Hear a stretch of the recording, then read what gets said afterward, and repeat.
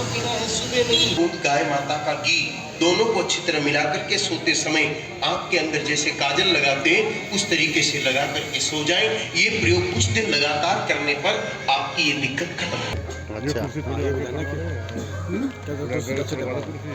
जिन बच्चों पढ़ते तो है, मेहनत तो करते हैं लेकिन याद नहीं रहता है, उन बच्चों के लिए दो पंचगव्य नाम की एक औषधि कई गौरवनीय एजुकेशन का प्रभाव। भारत में धन बढ़ता है तो व्यक्ति दान करके मंदिर बने, सत्गुणी लोग, इसलिए सत्गुण की वृद्धि होना जरूरी है विकास के लिए। विकास का मतलब सिर्फ सड़कों को विकास मत समझ बैठना, बड़े बड़े हॉस्पिटल को विकास मत समझ बैठना। विकास का अर्थ है हमारी अपनी गौरवशाली परंपराओं को जीवित रखने के लिए हम क्या कर रहे हैं, हम अपने माता पिता का कितना आदर कर रहे हैं, ये भी विकास की श्रेणी में आता है। हम अपने धर्म ग्रंथों को कितना आगे बढ़ा पा रहे हैं। सड़क बनाने के लिए हजारों पेड़ काटने पड़े तो हम उसको विकास नहीं मानते। विकास की परिभाषा वस्तुतः अलग है, इसलिए विद्यार्थी का सत्वगुणी होना भी जरूरी है। और सत्वगुण सिर्फ गाय माता से आएगा, उस विद्यार्थी में सत्वगुण आएगा ही आएगा।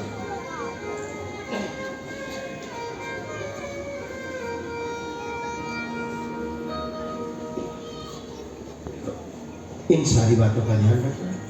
अब समूह में सुबह से लेकर शाम तक की एक प्रक्रिया समझा देता हूँ। ये तो सारा आपको समझाने के लिए कहा था, क्योंकि सीधा सीधा प्रक्रिया बताता तो आप लोगों को बैठता नहीं, इसलिए 2 घंटे तक हमने पहले बैकग्राउंड तैयार किया। अब सुन लीजिए आपको क्या करना है। जो विद्यार्थी चाहता है कि 10 बजे तक विद्यार्थी सो जाए, सुनने में खूब अटपटा लग रहा होगा, 1-2 बजे तक पढ़ेंगे तो अच्छे मार्क्स आएंगे। नहीं, हमारे शरीर में बायोलॉजिकल क्लॉक सिस्टम होता है, जैविक घड़ी। सूर्य डूबने के 3 घंटे बाद मानव शरीर से नींद को प्रेरित करने वाले हार्मोन्स स्रावित होते हैं। जब विद्यार्थी बहुत को हार्ड करना शुरू कर देते हैं, यादाश्त क्षमता घटेगी और डिप्रेशन बढ़ेगी। कई बार ये देखने में आता है कि जो बच्चा 10th क्लास में 95% नंबर लाया वो 12th में जाके 60 पर या 80 पर आ गया। क्यों? क्योंकि देर रात तक पढ़ता रहा, फिर धीरे धीरे उसका ब्रेन सिस्टम वीक हो गया, मेमोरी सिस्टम के जो टिश्यूज थे वो हार्ड हो गए, उत्तक कठोर हो गए। इसलिए रात्रि को 10 बजे विद्यार्थी का सोना आवश्यक है और सुबह सूर्योदय से पहले यानी कि करीब 4 बजे उठ जाए। यह है गोल्डन टाइम पढ़ने का। आप चिंता मत करिए, 10 बजे सोएंगे और गौ का दूध पिएंगे तो 4 बजे उठाने की जरूरत नहीं पड़ेगी, खुद ही उठ जाओगे। अभी सोच रहे होंगे ना, आदत तो 8 बजे की है, 6 बजे की है, कैसे उठेंगे? बिल्कुल चिंतित मत होइए। आप रात्रि को 10 बजे अगर सोते हैं, दुग्ध दही घी गौ का सेवन करते हैं, अपने आप में वो ऊर्जा बनी रहेगी कि आप स्वतः समय पर उठोगे। सूर्य उदय होने से पहले उठें। गौमूत्र का आचमन करें। गौमूत्र में वो सारे मिनरल्स हैं जो हमारी बुद्धि को तेज करने के लिए चाहिए। 10 ml 12 ml गौमूत्र प्रतिदिन पिए। गाय माता को कुछ खिला करके, माता पिता की ड्यूटी होनी चाहिए वो अपने बच्चों की आदत डाले कि गौ माता को कुछ खिला के गौ माता की परिक्रमा करें। 7 परिक्रमा अंधविश्वास नहीं, पूरी तरह से विज्ञान है। पृथ्वी सूर्य की परिक्रमा करके ही ग्रेविटी सिस्टम को बनाए रखती है। चंद्रमा पृथ्वी की परिक्रमा करके अपनी कक्षा में टिके हुए हैं। आधुनिक परमाणु विज्ञान के प्रणेता सर डाल्टन ने अपनी प्रसिद्ध पुस्तक डाल्टन्स थ्योरी ऑफ एटम में लिखा है कि किसी भी परमाणु के केंद्र के चारों तरफ इलेक्ट्रॉन परिक्रमा करते हैं, तभी वो परमाणु अपने आप को विखंडन से बचा पाता है।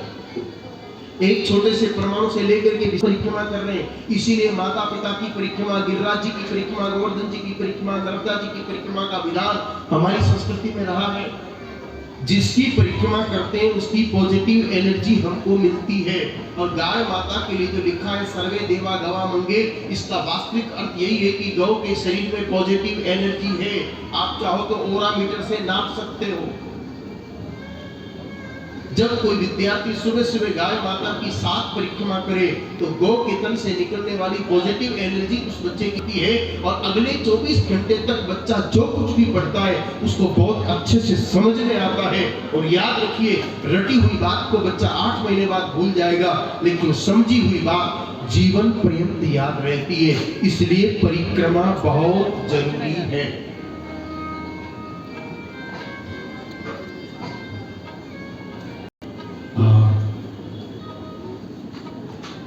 परिक्रमा के बाद प्रणाम करके गौ से प्रार्थना कि हे मैया, जैसे सत्यकाम को विद्या आई वैसे हमें भी आए। सत्यकाम पढ़ने को देनु कृपा से विद्या पाए। सत्यकाम पढ़ने को जाए, देनु कृपा से विद्या पाए। सत्य काम पढ़ने को जाए, तेनु कृपा से विद्या पाए। सत्य काम पढ़ने को जाए, देनु कृपा से विद्या पाए। मैं बालक मैया हूँ तेरा, कृपा करो बुद्धि बढ़ जाए। मैं बालक मैया हूँ तेरा, कृपा करो बुद्धि बढ़ जाए। ज्ञान दिलाकर, ज्ञान दिलाकर जुड़ सुधारो, और सहारा पाऊँ कहाँ ओ मेरी प्यारी गौ माता, तेरे बिना अब जाऊं कहाँ। ओ मेरी प्यारी गौ माता, तेरे बिना अब जाऊँ कहाँ।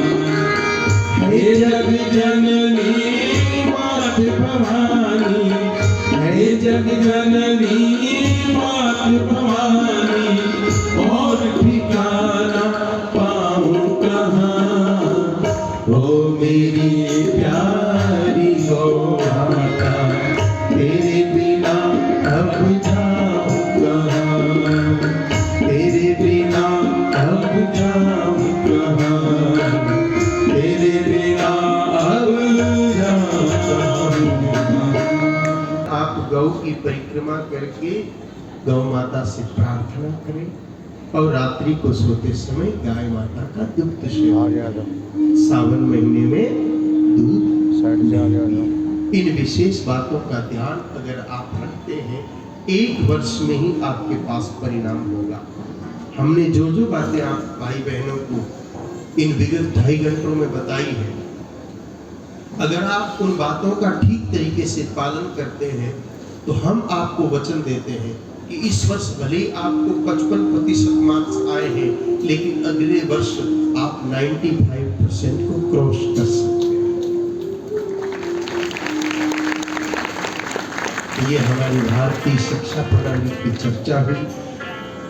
अब मूल बात ये है कि इस शिक्षा का लाभ क्या है। शिक्षा का मुख्य लाभ है प्रसन्नता। पढ़ाई किसके लिए कर रहे हैं? आगे बैठो। प्रसन्नता के लिए। अभी 3 दिन पहले की घटना है, परसों की ही, कि कोटा में 10th क्लास की एक बिटिया, कोटा जो राजस्थान में है, एजुकेशन का बहुत बड़ा हब है, बहुत बड़ा मार्केट कह सकते हो। 10वीं क्लास की एक बिटिया जो बहुत पढ़ने में इंटेलिजेंट थी, 10th क्लास तो उसने क्लियर कर ली, 11th में आई थी, 10th क्लास में वो 92% मार्क्स लाई थी, लेकिन आधुनिक पढ़ाई के चक्कर में पड़ गई। इन पद्धतियों का पालन नहीं किया, वो इतनी डिप्रेशन में आ गई कि परसों के दिन उसने कोचिंग सेंटर के रूम में ही चलिए एक बार मुस्कुराइए। अरे मुस्कुराओ। Smile is very necessary for human life. मुस्कुराहट मनुष्य के लिए बहुत जरूरी है। मनुष्य की पहचान ही मेरे भाई और बहनों मुस्कुराहट से है, जो आपको पशुओं से अलग करता है। भाई हम लोग भोजन करते हैं, कुत्ता भी पेट भरता है। हम लोग स्नान करते हैं, भैंस भी नहाती है। हम लोग मकान बनाते हैं, चिड़िया भी घोंसला बनाती है। हम लोग परिवार बढ़ाते हैं, सांप बिच्छू की भी अपनी फैमिली होती है। हम लोग साल भर का अनाज घर में प्रिजर्व करके रखें तो मधुमक्खी भी शहद इकट्ठा करती है।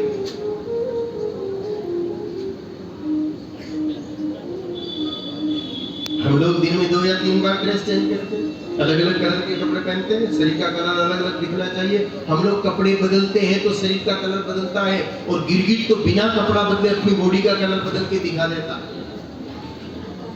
सिर्फ खाना पीना, नहाना धोना, बच्चों को जन्म देना, धन धान्य इकट्ठा करना, रोना सोना, ये सब करना मात्र मानवता की पहचान नहीं है। 84 लाख प्रकार के जो कुल जीव हैं जगत में, कीड़े मकोड़े, हाथी घोड़े, तैरने वाले, उड़ने वाले, रेंगने वाले, चलने वाले, नभचर, जलचर, फलचर, जलचर, परमात्मा ने इन सब के अंदर एक चीज नहीं दी, और वो है मुस्कुराहट। वो सिर्फ इंसान को प्राप्त है। बोलो बिटिया, आपने कभी किसी गधे को मुस्कुराते हुए देखा? नहीं। और किसी दिन कोई गधा मुस्कुराता हुआ मिल जाए तो समझ लेना कि ये गधा अगले जन्म में इंसान बनने की प्रैक्टिस कर रहा है।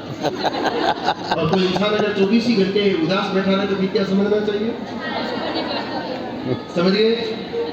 तो मुस्कुराना बहुत जरूरी है। मुस्कुराना बहुत जरूरी है, ये बात तो ठीक है, लेकिन ये मुस्कुराहट आएगी कहां से? हर हाल में मुस्कुराना है। संकट के समय भी मुस्कुराना है। हमारे गीतकारों ने तो ये कहा है कि दुख के समय भी मुस्कुराना है। दुख को दबा देंगे नहीं, मुस्कुराना है।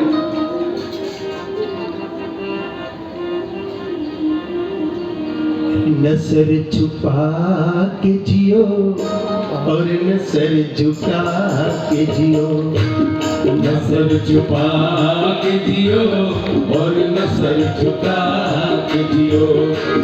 गमों का दौर भी आवे तो मुस्कुरा के जियो। गमों का दौर भी आए तो मुस्कुरा के जियो।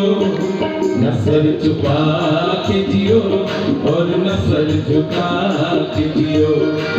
न सर छुपा के जियो और न सर झुका के जियो। प्रसन्नता पूर्वक जीना है, वो भी अंदर वाली होनी चाहिए, बाहर वाली नहीं। नहीं तो फिर कोई ये कहेगा तुम इतना जो मुस्कुरा रहे हो, क्या दुख है जिसको छुपा रहे हो? छुपाना भी नहीं। हमें अपने मन पर इतनी विजय हासिल कर लेनी है कि हिमालय जैसा दुख भी आए तो कंकर जैसा महसूस हो जाए। भगवान से ये मत कहो कि दुख मत देना।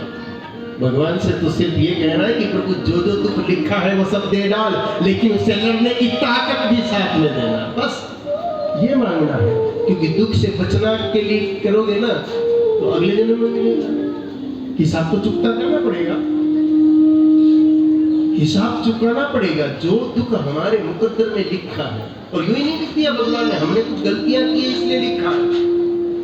हमारी त्रुटि के फलस्वरूप ही हमारा प्रारब्ध बनता है। हमारे पैर में चोट आई, इसका मतलब कभी किसी को लात मारी है। बिना बात के कुछ नहीं होता जगत में। जो कुछ हो रहा है संसार में, उसके पीछे कारण हमारे अपने कर्म हैं। लाख करो चतुराई कर्म का, लेख मिटे मारे भाई। उसी कर्म के कारण से तो बन तो गए रघुराई।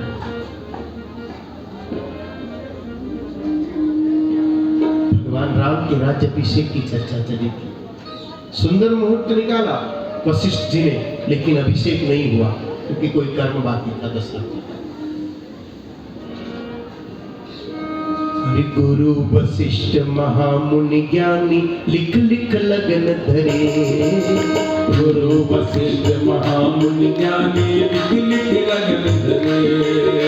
दशरथ मरण हरण सीता का, दशरथ मरण हरण सीता का, वन वन राम फिरे। कर्मों की करनी टाल्योड़ी नाही टले। कर्मों की करनी टालोड़ी नाही टले। टालोड़ी नाही टले।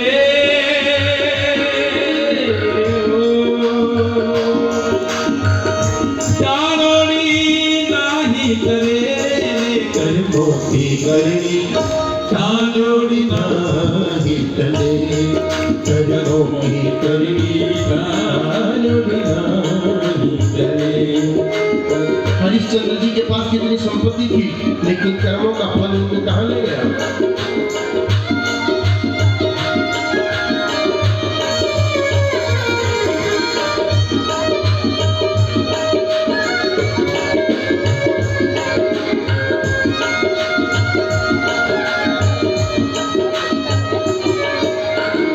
घोड़ा 10 लाख पालकी सिर पर चमर फिरे। लख घोड़ा 10 लाख पालकी सिर पर चमर चले। हरिश्चंद्र से राजा देखो, हरिश्चंद्र से राजा देखो, डोमगर नीर भरे। कर्मों की करनी टालोड़ी नाही टले। कर्मों की करनी टालोड़ी नाही टले। टालोड़ी नाही टले। टालोड़ी नाही टले।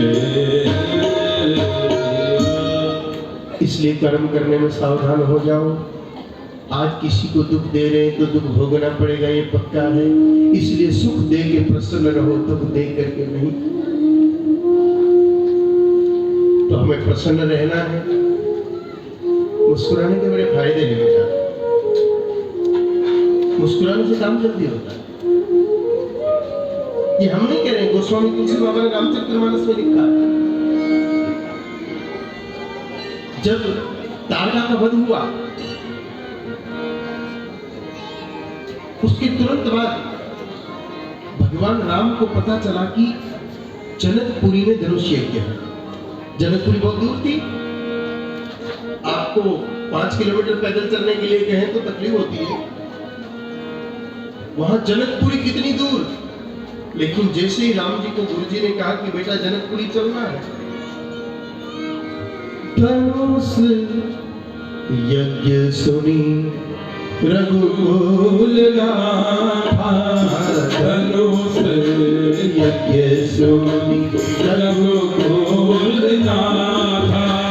हरसी चले मुनिवर के साथा। हरसी चले मुनिवर के साथा। धनुष यज्ञ धनुष यज्ञ का सुन करके हर्षी चले मुनिवर के साथ। मुस्कुराते हुए भगवान राम चले। परिणाम आगे की चौपाई में लिखा है।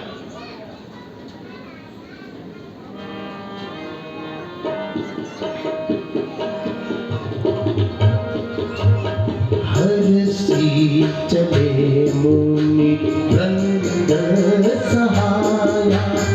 हरसी चले मुनि वृंद सहाया। नगर नीराया। नगर नीराया। हर्षी चले। तो मुस्कुराने का लाभ क्या है कि मुस्कुराते हुए गए तो जनकपुरी बहुत थी, लेकिन जल्दी आ गई। बेगी बिगे नगर नीराया, यानी कि जनकपुरी जल्दी आ गई। तो आपको भी पढ़ाई करनी है तो आपके गुरुजी जब होमवर्क दें तो खुश होकर करो, प्रसन्न होकर करो। दुखी होकर करोगे तो नहीं होगा, प्रसन्न होकर करोगे तो जल्दी होगा और अच्छा होगा। हर कार्य प्रसन्नता पूर्वक करना है, हमेशा मुस्कुराते हुए रहना है। लेकिन अब आपको हम बहुत गंभीर विषय की तरफ ले जा रहे हैं। सारा ध्यान एकाग्र करके सार स्वरूप में हमारी बात सुनना। ये जो अंतिम 10-15 मिनट है ये बहुत महत्वपूर्ण है। एक बहुत ही महत्वपूर्ण बात निवेदन कर रहे हैं। प्रसन्नता आएगी कहां से, इसका मूल सूत्र तक आपको ले जा रहे हैं। बाजार में नहीं मिलती मुस्कुराहट, दुनिया के किसी भी मॉल में अवेलेबल नहीं है, ऑनलाइन भी नहीं मंगा सकते, करोड़ों रुपए खर्च करके भी आप मुस्कुराहट खरीद नहीं सकते। हंसी खरीद सकते हैं, किसी लॉफिंग शो में जाकर के थोड़ी देर हंस सकते हैं आप, लेकिन मुस्कुराहट तो अंदर से आती है। चेहरे की मुस्कुराहट बाहर की कोई वस्तु नहीं दे सकती, हृदय के भीतर जब आनंद हो तो चेहरे पर मुस्कुराहट आएगी। अंदर आनंद होगा तो चेहरे पर मुस्कुराहट आएगी। और आनंद किसे कहते हैं? ईश्वर को। आप लोग कई बार जय बोलते हो ना, सच्चिदानंद भगवान की जय। ईश्वर सच्चिद आनंद स्वरूप। और सरल करते हैं, अपने घर में बच्चा जन्मता है, क्या कहते हैं? बेटा हो गया, लड़का हो गया। लेकिन अयोध्या में राम जी आए तो सबने क्या कहा? अवध में आनंद भयो। नंद बाबा के यहाँ कन्हैया गए तो सबने क्या कहा? ये कहा क्या कि नंद के बेटा हो गया? नहीं कहा। क्या कहा? नंद के अरे नंद के आनंद भयो जय यशोदा लाल की। नंद के आनंद भयो जय यशोदा लाल की। अरे आनंद उमंग भयो जय कन्हैया लाल की। अरे आनंद उमंग भयो जय कन्हैया लाल की। और नंद के आनंद भयो जय यशोदा लाल की। ओ नंद के आनंद भयो जय यशोदा लाल की। मतलब आनंद यानी ईश्वर। तो हृदय के भीतर ईश्वर होंगे तो ही चेहरे पर प्रसन्नता हो सकती है। और ईश्वर कहाँ बैठते हैं? तुलसीदास जी ने कहा, निर्मल मन जन सो मोहि पावा। जिसका मन पवित्र है वहां ईश्वर बैठे। कबीरदास जी ने तो और एक कदम आगे बढ़ करके कहा कि मन मेरो निर्मल भयो जैसे गंगा नीर, हरि मारे पाछे फिरे कहत कबीर कबीर। मन पवित्र होना चाहिए। मन पवित्र कब होगा? जब अन्न पवित्र होगा। आजकल के अन्न में पवित्रता नहीं है, अन्न में पाप ही पाप है। पहली बात तो बाजारू भोजन, बाहर खाने की जो परंपरा चली है वो बहुत घातक है। आज तो संडे है, बाहर जाएंगे, दुनिया से बाहर जाओ। कौन बना रहा है, कैसे बना रहा है, किन पदार्थों से बना रहा है, कुछ जानकारी है आपको? एक आवश्यक सूचना है, BL 8CAT 6704। ये एक वाहन बाहर ऐसी जगह खड़ा है जहां कुछ समस्याएं आ रही है। पहली बात तो कोशिश करो कि बाहर का मत खाओ। अच्छा जी वो मना ही नहीं है, खूब बढ़िया विशेष बनाओ, घर पे बनाओ खाओ। घर पे बनेगा भाव होगा, बाहर से व्यापार।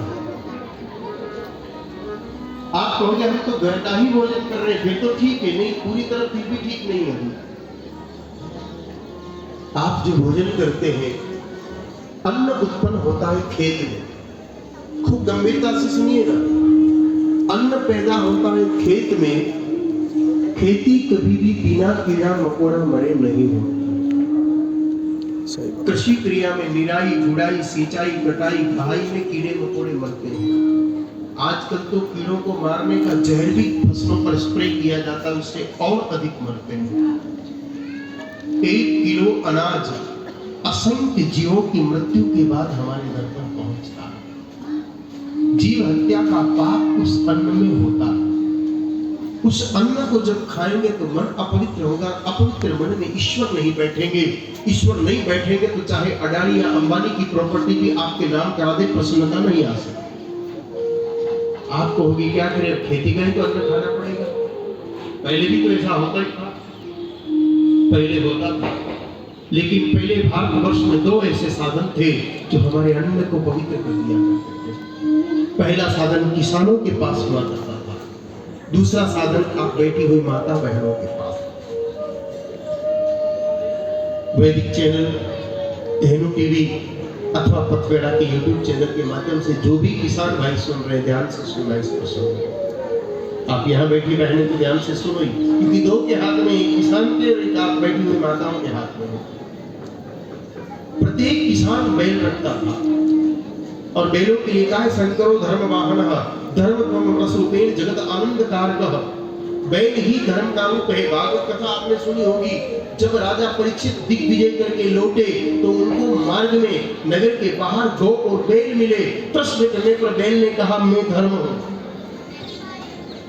धर्म रूपी बैल का पैर खेत में लगने के कारण खेती का पाप समाप्त हो जाता था।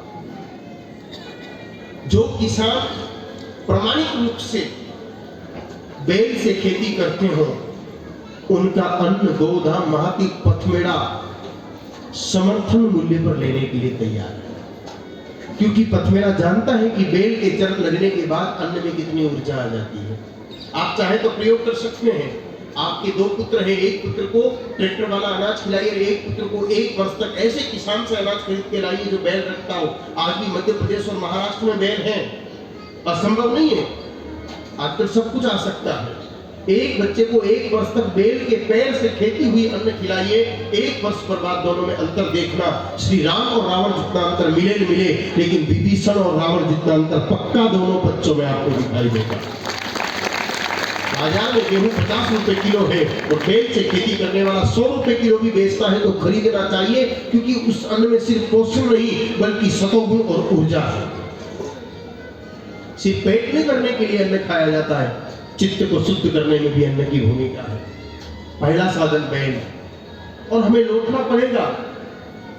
जिस प्रकार से विश्व युद्ध की तैयारियां चल रही है और ये तेल वाले देश आपस में लड़ रहे हैं, अगर डीजल पेट्रोल खत्म हुआ तो फिर ट्रैक्टर चलेंगे किससे? खेती फिर बैलों से होगी। इसलिए बैलों का संरक्षण जरूरी है। इसीलिए गोदाम महाती पथमेड़ा गोलासन गौशाला में 18,000 बैलों की सेवा कर रहा है। एक दो नहीं, पूरे 18,000 मंदी, क्योंकि वो धर्म है। दूसरा साधन आप माताओं के पास हुआ करता था। माताएं जब भोजन बनाती, पहले 1 रोटी गौ माता को खिलाने के बाद ही घर के बाकी लोग भोजन किया करते थे। ये हिंदुस्तान की परंपरा की हर घर में। आप सोचोगे 1 रोटी गाय को खिलाने से क्या हो जाएगा, ऐसा हमारा अन्न कैसे पवित्र हो जाएगा? एकदम सरलता से समझिएगा। आप अपने घर में लड्डू बनाओ, घर में ही बैठे उन लड्डुओं को खाओ। क्या कहोगे, क्या खाया? बोलिए, लड्डू। लेकिन उन लड्डुओं को थाली में रख करके आप मंदिर में ले आओ।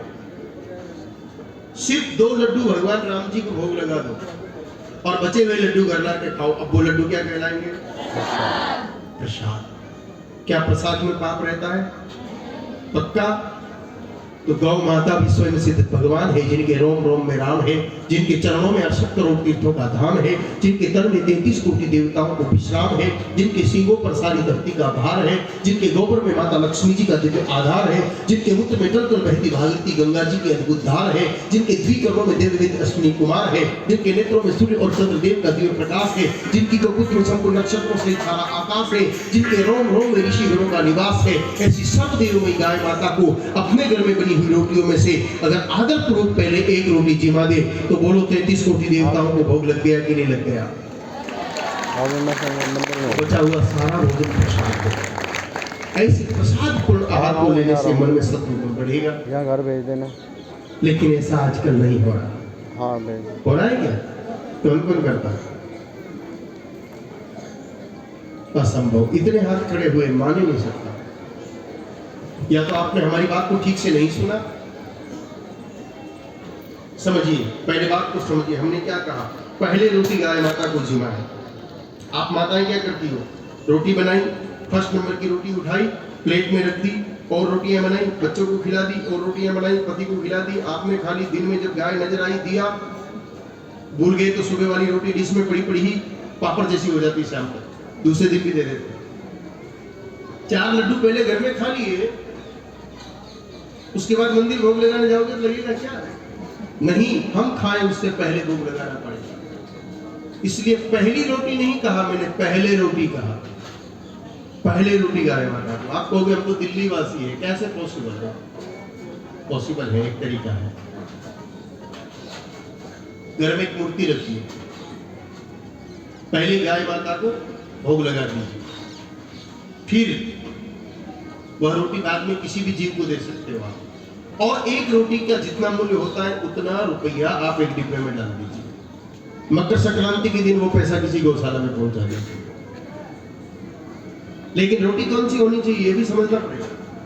कौन सी रोटी देते हैं? बोलो। पहली रोटी गौ माता को नहीं देनी है, बिल्कुल भी नहीं देनी है। कहीं नहीं लिखा है। हमारे परम पूज्य गुरुदेव भगवान ने बड़ी कृपा करके हमको चारों वेद, 6 साल 18 पुराण, रामायण की, महाभारत की स्मृतियां, स्मृतियां, उपनिषद सबका अध्ययन कराया। हमने कहीं लिखा हुआ नहीं पढ़ा कि पहली रोटी गाय को दो। आपने पढ़ा हो तो हमें दिखा दो। ये नहीं कहा है कि पहली रोटी दो, ये कहा है कि पहले रोटी दो। सम डिफरेंस बिटवीन पहली एंड पहले।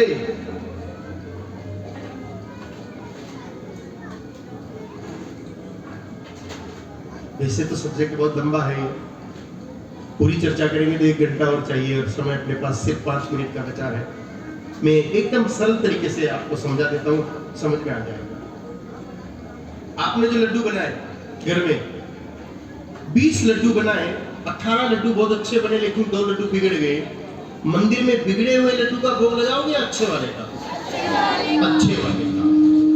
क्योंकि भगवान तो भाव के भूखे हैं, बिगड़े हुए लड्डू का भोग लगा रहे हो, इसका मतलब आपका भाव ठीक नहीं है। भाव ठीक नहीं है तो भोग नहीं लगेगा। यानी कि भोग हमेशा अच्छी वस्तु का लगता है, हल्की वस्तु का नहीं। रोटियां आप सभी बहनें रोज बनाती हैं, प्रतिदिन, एकादशी को छोड़ के तो डेली घर में बनती ही है रोटी। ईमानदारी से बताइए, क्या पहले नंबर वाली रोटी अच्छी बनती है? सिर हिल गए सबके, नहीं बनती। आप भाई लोग ट्राई करके देखिएगा। पहले तवे का टेम्परेचर सेट नहीं होता है, कम ज्यादा गर्मी रहती है। पहली रोटी कई बार कड़क हो जाती है, कई बार कच्ची रह जाती है, कई बार अच्छे से फूलती नहीं है। अब जो अच्छी नहीं, बढ़िया नहीं, कच्ची है, कड़क है, जली है, बड़ी है, घर वाले कौन खाएंगे? देखेंगे तो झगड़ा करेंगे, दे दो गाय को, टेंशन खत्म। भैया निपटाने का साधन हो गया ये, भोग का नहीं। महापुरुष कहते हैं कि जल्दबाजी मत करो, 2-3 रोटी सीख जाने दो, उसके बाद अच्छी सी रोटी देख करके थाली में रख करके घी गुड़ लगा के प्रेम से पहले गैया को जिमाओ, बाद में। मेरा दावा है 1.25 महीने में स्थिति बदल जाएगी। फिर मैं कहता हूं कि मेरी बात आंख बंद करके मत मानो, कल से प्रारंभ करो। 1.25 महीने तक जैसे मैं निवेदन कर रहा हूं, दोनों समय इस प्रकार से आप गैया को रोटी जिमाने के बाद ही खा करके देखो। 1.25 महीने बाद आपके चेहरे पर आनंद की लकीरें दुनिया देखेगी। डिप्रेशन बिल्कुल नहीं होगा। मैं तो कहता हूं बीपी और शुगर लेवल चेंज हो जाएगा, इंटरनल ऑर्गन्स अपने आप को बदलना शुरू कर देंगे। जीवन में एक नई मुस्कुराहट एक रोटी ला सकती है। सिर्फ एक रोटी सही तरीके से गाय माता को जिमाओ तो हमारे जीवन में एक नया आनंद ला सकती है। तो विचार करना, सही तरीके से अगर हम मां मान करके आदर पूर्वक गौ माता की सेवा करनी शुरू कर दे तो फिर हमारा जीवन कितना धन्य धन्य हो सकता है। इसीलिए भगवान व्यास जी ने कहा कि मातरः सर्वभूतानां गावः सर्वस्व। जो गाय माता संपूर्ण जगत की माता है, वही गाय माता आदर पूर्वक हमारी सेवा पा करके हमारी संपूर्ण मनोकामनाओं को पूरी करती है। इसलिए प्यारे विद्यार्थी भाइयों और बहनों, आप गौ की शरण लीजिए। जिस प्रकार जवाला पुत्र सत्यकाम ने अल्प आयु में ही अपनी विद्या को पूरी किया, उसी प्रकार आप भी गौ दुग्ध दही घी का सेवन करके, गौ परिक्रमा करके, सात्विक आहार लेकर के अच्छे विद्यार्थी बनकर के अपने जीवन को धन्य कर सकते। जैसे ही पढ़ाई पूरी होगी फिर नई चिंता सतानी शुरू होगी, क्योंकि चिंताएं छोड़ती नहीं है हमें। बच्चे की पढ़ाई पूरी हो गई, जॉब लग गई, अब रिश्ता आना चाहिए, शादी होनी चाहिए, सगाई होनी चाहिए। बिटिया 30 की हो गई, बेटा 35 का होगा, रिश्ते आ रहे हैं, बात नहीं बन रही है।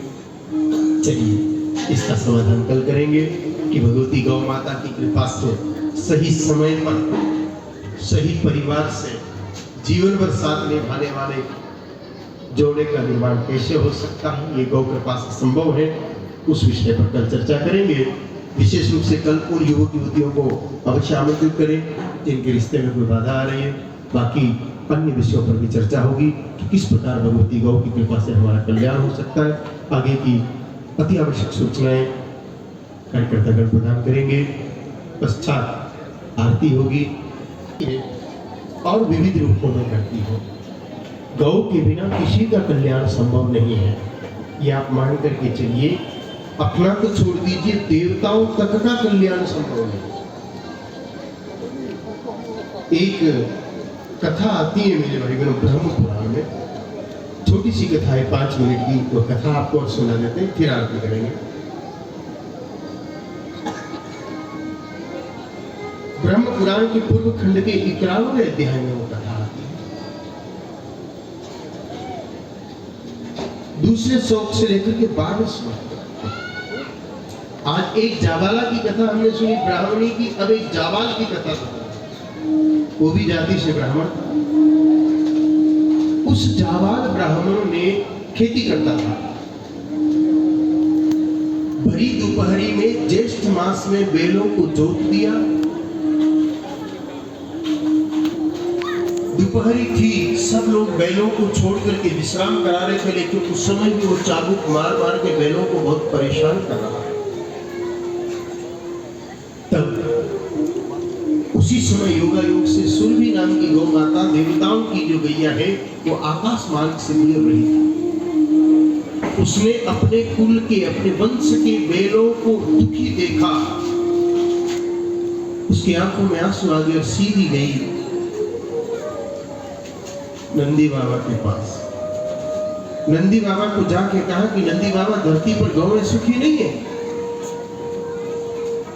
नंदी बाबा बहुत दुखी हो गए। उन्होंने त्रिलोकी में जितनी भी गौएं थी सबको उठा के एक जगह रख दिया।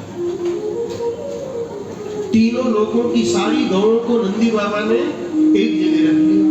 अब तीनों लोगों में कहीं गौ नहीं दिखती, सारे देवता परेशान हो गए। गौओं के बिना कैसे रहे? सबके सब देवता मिलकर के ब्रह्मा जी के पास गए। ब्रह्मा जी को साथ लेकर के भगवान शंकर के पास गए। भगवान शंकर ने कहा कि गौ रक्षा का काम नंदी बाबा का है, इसलिए उनसे जाके मिलो। जब नंदी बाबा के पास गए तो नंदी बाबा ने कहा कि देवताओं, धरती पर लोग गौ को दुखी कर रहे हैं, इसलिए हम गौएं नहीं देंगे। देवताओं ने बहुत आग्रह किया तो नंदी बाबा ने 2 शर्त रखी। कहा पहले तो गौ सब यज्ञ करो और उसके बाद मुझे वचन दो कि धरती पर जो कोई भी व्यक्ति, इस वचन की अंतिम लाइन को सावधानी से सुनना, इस धरती पर जो कोई भी व्यक्ति गो वंश को या गौ को थोड़ा भी कष्ट देगा, उसको चाहे वो कितना ही पुण्यात्मा है, उसको स्वर्ग में जगह नहीं दोगे। उसी समय चित्रगुप्त जी ने वचन दिया, क्योंकि लेखा जोखा रखने का काम उनका था। चित्रगुप्त जी ने कहा कि ये मेरा कार्य है लेखा जोखा रखने का। चाहे सारा जीवन दान करे, जप करे, तप करे, यज्ञ करे, व्रत करे, उपवास करे, तीर्थ यात्रा करे, बहुत पुण्य कमाए, लेकिन वह व्यक्ति अगर गौ को कष्ट देगा तो उसको मैं स्वर्ग में बिल्कुल भी प्रवेश करने की अनुमति नहीं दूंगा। तब जाकर के नंदी बाबा ने सारी गौएं वापस लौटाई। जिस स्थान पर वह यज्ञ हुआ वह स्थान गोवर्धन तीर्थ कहलाया, जो आज भी सारी दुनिया के श्रद्धा का केंद्र है। तो हम ऐसी गैया की रक्षा करें, सेवा करें, सुरक्षा करें, यही हमारा धर्म है। समय पूरा हो गया है। कल विशेष रूप से विवाह प्रसंग को आप लोगों को सुनना है, क्योंकि आजकल पार्टी प्लॉट लिया और कुछ औपचारिकताएं पूरी कर दी और सोच लेते हैं कि विवाह हो गया, परिणाम तनाव, डिप्रेशन, खींचतान, लड़ाई झगड़े अथवा तलाक, ये सारी स्थितियां नहीं हो। जन्म जन्म का साथ बना रहे, समय पर विवाह हो, उत्तम परिवार में विवाह हो और 7 जन्मों का साथ बना रहे, उसी विषय पर कल विशेष चर्चा करेंगे। आगे की आवश्यक तो आपने जयकारा बहुत अच्छे से बोला सबने, फिर भी एक बार दोनों मुट्ठी बांध करके जोरदार पूज्य महाराज जी को भी पता लगे, माता को अंदर उतारने का प्रयत्न भी किया है। बोले गौ माता की। पूज्य महाराज जी के चरणों में वंदन। आज विद्यार्थी बड़ी संख्या में आए हैं। आज जो महाराज जी ने आपको पढ़ाई के विषय में विद्यार्थियों के संदर्भ में जो बातें बताई वो आप सबके समझ में आई। कन्याएं जो आई है उन्हीं के लिए भोजन की व्यवस्था धर्मपत्नी नरेंद्र दत्त जी शर्मा हमारे प्रमुख और पूज्य महाराज जी से आशीर्वाद प्राप्त करें। मैं जिनके नाम उच्चारित करूँ अगर परिवार सहित है तो परिवार सहित पधारे, पर इस बात का विशेष ध्यान रखें कि धोती पहनी हुई हो पुरुष भाइयों के और माताएं साड़ी हो या वेश में हो। गोबक श्री अजय जी गुप्ता, आप भी हमारे भंडारा सेवा के सहयोगी भी हैं कथा में, और आपने भी गोदाम महातीर्थ परंपरा की आजीवन सदस्यता स्वीकार की है। आपका भी बहुत बहुत अभिनंदन है। गोभक्त अजय गुप्ता जी आप भी पधारे और पूज्य महाराज जी से आशीर्वाद प्राप्त करें।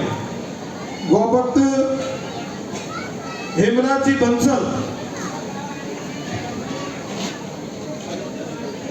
हाँ, आज एक बिटिया पलक ने बहुत सुंदर भजन गाया था। हमारे साधुराम जी के साधु हैं, उनके बेटे विनोद जी बंसल यहाँ पर उपस्थित है। आपने भी आजीवन सदस्य बनने की स्वीकृति प्रदान की है। आपका भी बहुत बहुत अभिनंदन है। आप भी पधारे और पूज्य महाराज जी से आशीर्वाद प्राप्त करें। और वो बिटिया पलक यहाँ पर हो तो पलक को भी, पलक आप जाओ महाराज जी से आशीर्वाद करें। अभी भंडारा सेवा में हमारे जो सहयोगी हैं गोभक्त सिंह पवन जी जिंदल यहाँ पर उपस्थित हैं, उनसे मेरा आग्रह पूज्य व्यास जी महाराज से आशीर्वाद प्राप्त करें। गोभक्त गौरव जी गर्ग हमारे यहाँ पधारे, अतिथि हमारे, आप पधारे और पूज्य महाराज जी से आशीर्वाद प्राप्त करें। गोभक्त श्री राकेश जी गर्ग हमारे मध्य उपस्थित हैं और पूज्य महाराज जी से आशीर्वाद प्राप्त करें। गोभक्त श्री सुरेंद्र जी गुप्ता हमारे से आशीर्वाद प्राप्त करें। श्रीमती संगीता जी, राजकुमार जी योगी हमारे मध्य उपस्थित हैं। गोभक्त रामावतार जी ने एक गाड़ी हरे चारे की सेवा का संकल्प कर हुआ है, वहां पर आप गोग्रास की सेवा समर्पित कर रसीद प्राप्त कर सकते हैं। श्री गोदाम महातीर्थ पथुड़ा द्वारा लें और आरती करने के लिए क्षेत्रीय गुप्ता ठेकेदार साहब हमारे आज के मुख्य मनोरंजन हैं।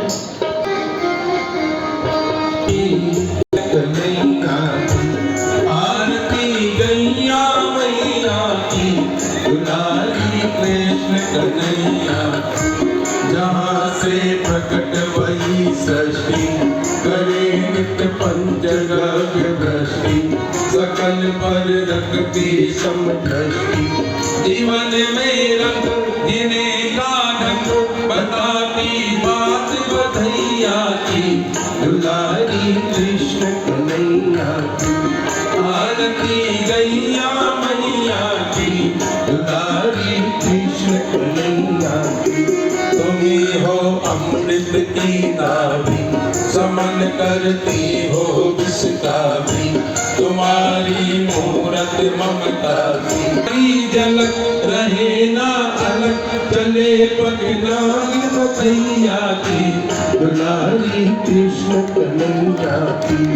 आरती गैया मैया की, दुलारी कृष्ण कन्हैया की।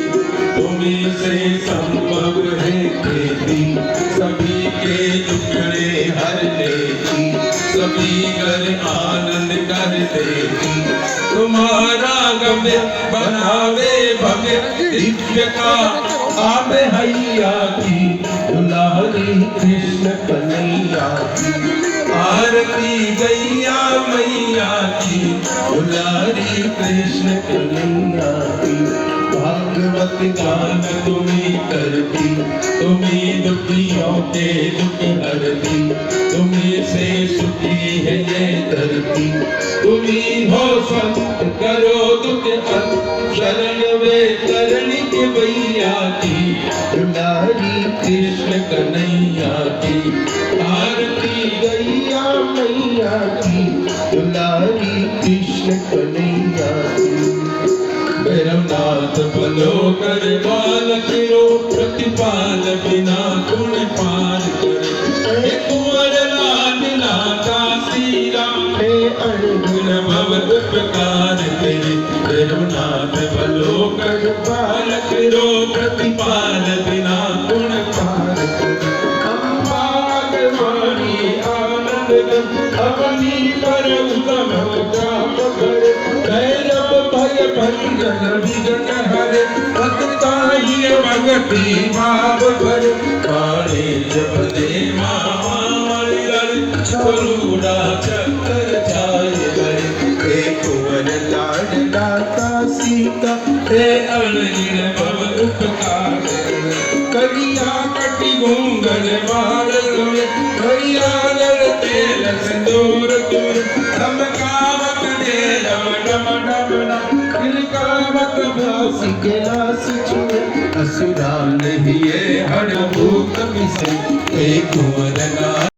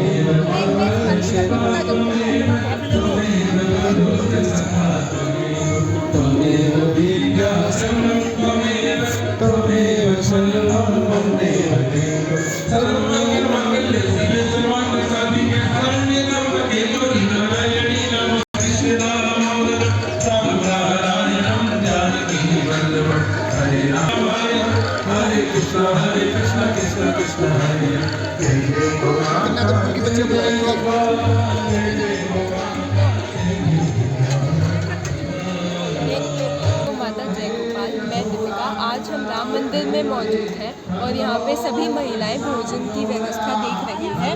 राम मंदिर में पहली बार नरेला में गौ कथा हो रही है और आज देखो कथा के बाद यहाँ कन्या गुरुकुल के बच्चों को भोजन दिया जा रहा है। यहाँ पे केवल माताएं और बहनें ही हमारी सारी व्यवस्था देख रही है और बहुत अच्छे से व्यवस्था कर रही है। आपका सुनीता गोयल नरेला से। अभी हम कौन सी जगह मौजूद हैं? हम रामकुटी मंदिर में हैं और यहाँ बहुत अच्छी गौ कथा चल रही है। सब उसका बहुत आनंद उठा रहे हैं। सबको बहुत कुछ सीखने को मिल रहा है, बच्चों को प्रेरणा मिल रही है। हम तो कहते हैं ज़्यादा से ज़्यादा संख्या में लोग भाग आ रहे हैं। आगे और भी भक्त आएँ, अपनी गौ कृपा का आशीर्वाद प्राप्त करें, सब आए। और क्या आप क्या सेवा कर रहे हैं? मैं यहाँ के हम लोग लेडीज़ मेंबर बनी हुई हैं। हमारी जो यहाँ की देख रेख है वो करनी है। हम लोगों को खाने के प्रसाद के काउंटर पे खड़ा होना है कि कोई वेस्ट ना करें, ख़राब ना जाए और अच्छे मतलब सब अपना पेट भर के खाएं, अच्छी तरह जूठा ना छोड़े। हमारा यही उद्देश्य है यहाँ खड़ा होने के लिए। क्या नाम आपका? रेनू। कैसा लग रहा है आपको जो है आपके नरेला के अंदर पहली बार कथा हो रही है, कैसा लग रहा है? जी मैडम परिचय दीजिए। मेरा नाम संगीता राजकुमारी है और हमारे नरेला क्षेत्र के अंदर राम मंदिर के अंदर जो गौ कथा हो रही है बहुत अच्छा लग रहा है। हमारे क्षेत्र के अंदर गौ माता की जो कथा सुनने को मिल रही है उनके बारे में जो अच्छी जानकारी हमारे बच्चों को क्षेत्रवासियों को दी है कथा के माध्यम से।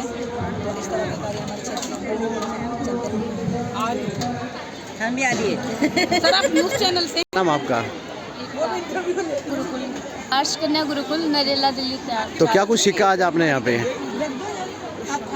हमने गाय के बारे में सीखा था, हमने गौ माता के बारे में सुना, हमें बहुत अच्छा लगा सुन के और प्यारे प्यारे भजन सुने हमने जिससे मन प्रसन्न हुआ और हमें आगे भी ऐसे ही सुनने को मिले ताकि हम आगे भी आए।